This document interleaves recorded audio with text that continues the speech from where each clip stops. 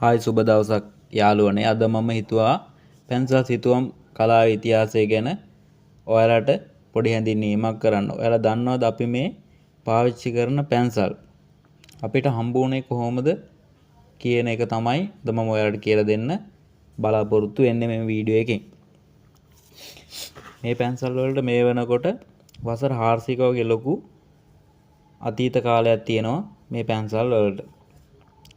මේ පැන්සල් කලාවේ ආරම්භය වශයෙන් අපිට ගන්න පුළුවන් 1564 වර්ෂයේ එංගලන්තයේ බොරෝඩේල් ප්‍රදේශයේ විශාල මිනිරන් තිදියක් හමු වීමත් සමග තමයි මේ ආරම්භ වෙන්නේ.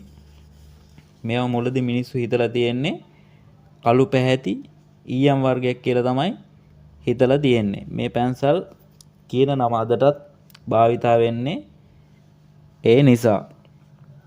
එතකොට යාළුවනේ මේ මිනිරන් කෑලි ලී පටි දෙකක් මැද තියලා අලවලා තමයි මුල්ම පැන්සල නිර්මාණය කරලා තියෙන්නේ. මම මේ ස්ක්‍රීන් එකේ ඔයාලට බලන්න දාලා තියෙනවා ෆොටෝ එකක්. ඒක තමයි ඒ නිර්මාණය කරපු ඒ නිර්මාණකරුවගේ පැන්සල. හොඳයි යාළුවනේ, ඊට පස්සේ 1795 වර්ෂයේදී ප්‍රංශ ජාතිකයෙක් වන ජැක් කොන්ටේ විසින් මේ පැන්සල වැඩි දියුණු කරලා අප භාවිතා කරන පැන්සල් නිෂ්පාදන ක්‍රමයට ගොඩනගා ගත්තා.